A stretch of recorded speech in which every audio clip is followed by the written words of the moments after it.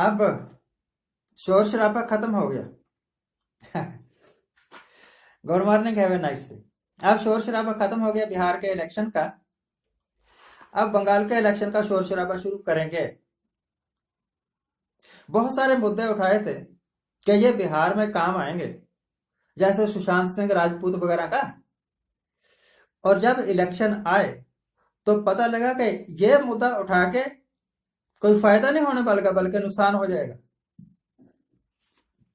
कभी हिंदू मुसलमान करके, कभी मंदिर मस्जिद करके, कभी कब्रिस्तान और क्या बोलते हैं शमशान करके, ऐसे बड़ी बार वोट ले चुके हैं। इस बार भी ऐसे ही कई मुद्दे उठाने की कोशिश थी, परंतु सत्यानाश हो जाए लालू के बेटे का, उसने ये सारे मुद्दे उठाना ही नहीं दिए। सारी स्कीमें धरी की धरी रह गई। उसने मुद्दा उठाया बेरोजगारी का, कि भैया मेरा सिर्फ एक ही सवाल है कि बिहार के लोग बेरोजगार क्यों हैं। अगर मैं पावर में आया, लालू का बेटा बोलता है, मैं नहीं बोल रहा, लालू का बेटा, तो मैं बेरोजगारी खत्म करने के लिए कदम उठाऊंगा, ये उन्होंने कहा। अब मजबूरी में फिर वही घंटियां बीजेपी को भी खड़कानी पड़ गई और नीतीश कुमार को भी खड़कानी पड़ गई। एक दो बार तो नीतीश कुमार ने यह कहा कि जो नेशनल सिटीजन रजिस्टर का मामला है वो सब बकवास है, कोई किसी को निकाल नहीं सकता। कौन निकाल सकता है किसी को? जो लोग वर्षों से यहां रह रहे हैं। उसी दिन दूसरे शहर में योगी साहब ने कहा कि हम एक एक घुसपैठियों को कान से पकड़ के बाहर कर देंगे। कहां कर दोगे भाई, कहां कर दोगे? बांग्लादेश में फेंक दोगे? बांग्लादेश आपके बाप का है। जिस तरह ये पंजाब के, हरियाणा के, दिल्ली के लोग आमतौर पर कोई सिख से खिंच जाए ना, या ये अपने भी लोगों से खिंच जाते हैं, जो इनकी तारीफ नहीं करता उनसे खिंच जाते हैं और कहते हैं ये तो देशद्रोही है, ये पाकिस्तानी है, इसको पाकिस्तान भेज दो। क्यों? पाकिस्तान तेरे बाप का है? ऐसे कैसे आप कह सकते हैं? हिंदुस्तान जितना आपका होगा उससे कई गुना ज्यादा हमारा है। यह मत भूलो कि हिंदुस्तान आपका है। हिंदुस्तान के वास्ते आपके बुजुर्गों ने कोई कुर्बानी नहीं दी होगी। सिखों ने बहुत ज्यादा कुर्बानियां दी है। हमारे 4 साहिबजादे शहीद हुए हैं हिंदुस्तान के वास्ते, हिंदुस्तान के धर्म के वास्ते। यह जो आज हिंदुस्तान के धर्म की रक्षा के वास्ते बड़े बिगुल बजाते हैं, इन्होंने कुछ नहीं किया उस वक्त जिस वक्त गुरु गोविंद सिंह जी के 4 बच्चे शहीद हुए। आपका हिंदुस्तान कहाँ है? हिंदुस्तान तो हमारा है। खैर, आउट ऑफ कंटेक्स्ट चली जाएगी बात। तो बिहार में इलेक्शन का कैंपेन खत्म हो गया, अब वोटें पड़ेगी। तो देखना यह होगा कि क्या सच की जीत होती है जाके झूठ की जीत होती है। आमतौर पर आज तक पिछले 10 साल में मैं देख रहा हूं कि झूठ ही जीता है हमेशा।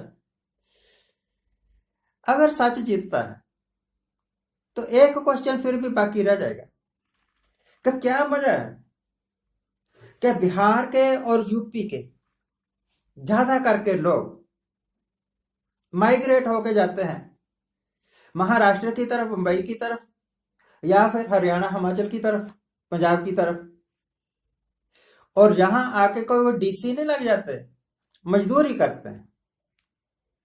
क्या वजह है कि पिछले 70 साल में यूपी, बिहार, मध्य प्रदेश, आंध्र प्रदेश, ये जितने भी इलाके हैं, ये अपने लोगों को इस काबिल क्यों नहीं बना सका कि वो लोग पढ़ लिख कर कोई अच्छा काम कर सके? अच्छे कॉलेज क्यों नहीं खोल सके? अच्छे ट्रेनिंग सेंटर्स क्यों नहीं खोल सके? बस सिर्फ गप्पे ही मारते रहे। एक आधी यूनिवर्सिटी बना दी और 10 साल उसी के नाम पर वोटें हासिल करते रहे। क्या वजह है कि हर शहर के बड़े चौक पर, लेबर चौक जिसको बोलते हैं, जो भीड़ इकट्ठी हुई होती है रोजगार के वास्ते कि हमें भैया ले चलो, मजदूरी दे दो, हम आपका सारा दिन काम करते रहेंगे, जो कुछ भी आप कहोगे। वह मजदूर या यूपी के होते हैं या बिहार के होते हैं। ऐसा क्यों है?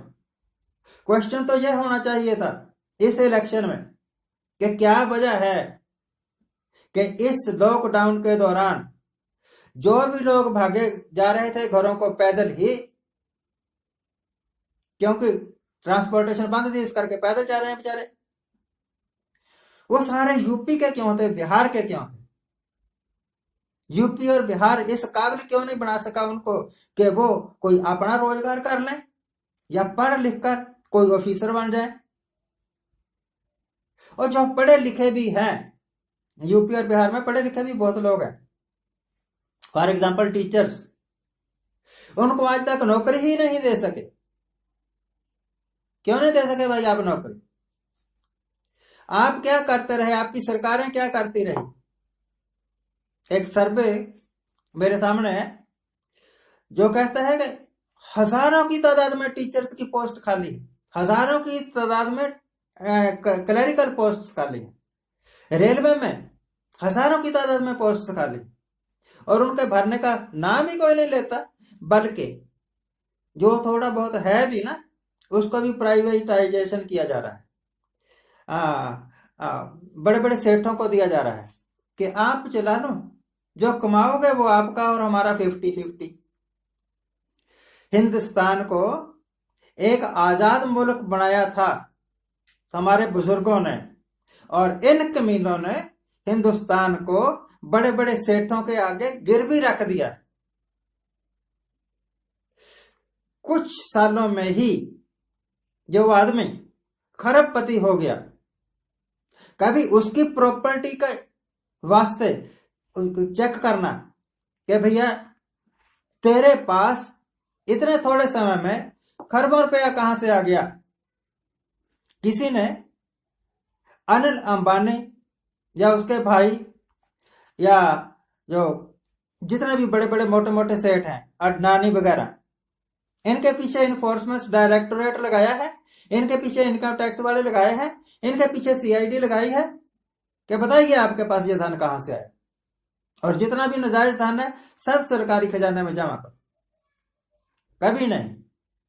किसी लल्लू पंजू छोटे मोटे को पकड़ लेते हैं और उसके पीछे लगा देते हैं इनकम टैक्स वालों को, इन्फोर्समेंट डायरेक्टोरेट वालों को या सीआईडी वालों को। बता भाई तेरे पास ये धन कहां से आया, और अखबारों में टीवी में खबरें आनी शुरू हो जाती हैं कि हमारे सीआईडी वालों ने, हमारे इन्फोर्समेंट डायरेक्टोरेट वालों ने ये सेठ पकड़ा है, इससे 500 करोड़ मिले। अरे 500 करोड़ क्या चीज है, खरबों रुपया दबाए बैठे हैं। दुनिया के सबसे बड़े अमीर आदमी कैसे बन गए ये, इनके पीछे क्यों नहीं लगाते आप सीआईडी? नियत में खोट है, नियत में खोट। किसान का 2 लाख रुपया माफ नहीं हो सकता, और अडानियों अंबानियों का अरबों रुपया टैक्स के रूप में जो उन्होंने सरकारी खजाने में जमा करना था, जो उनकी ड्यूटी थी, वो माफ कर दिया। क्यों भाई उनका माफ कर सकते हो तो हमने एक आम आदमी ने, एक किसान ने गधी को थोड़ा हाथ लगाया हुआ है, इसका भी पैसा माफ करो, नहीं तो किसी का ना माफ करो। ये बड़े बर्निंग क्वेश्चंस हैं जिनको कोई उठाता नहीं, जिनको कोई उठाता नहीं। जितनी पॉपुलेशन हिंदुस्तान में है उसकी बढ़ोतरी के वास्ते सिर्फ 3 सूबे जिम्मेवार हैं सबसे ज्यादा, यूपी, बिहार, आंध्र प्रदेश। अगर ये अपनी पॉपुलेशन को कंट्रोल कर लें तो हिंदुस्तान में पॉपुलेशन की प्रॉब्लम खत्म हो जाएगी, एम्प्लॉयमेंट की प्रॉब्लम खत्म हो जाएगी। एक परिवार के 10-10 बच्चे, हे भगवान, सारी उम्र बच्चे ही पैदा करते रहोगे, बंद करो अब। ये सारी बड़ी बर्निंग प्रॉब्लम्स है, आज मैंने उठाई है, टाइम टू टाइम उठाता रहता हूं। काश के कोई सुन ले, काश के कोई इसके ऊपर अमल कर ले, काश किसी सरकार के कान में जूं रेंग जाए। सरकार चाहे तो सब कुछ कर सकती है। आज के लिए इतना ही। आज जिनका जन्मदिन है उनको हैप्पी बर्थडे, आज जिनकी मैरिज एनिवर्सरी है उनको बहुत बहुत शुभकामनाएं। सदा सुखी रहिए, आनंद प्रसन्न रहिए। अगर आपने हमारा चैनल सब्सक्राइब नहीं किया तो please subscribe my channel. Thank you very much for watching.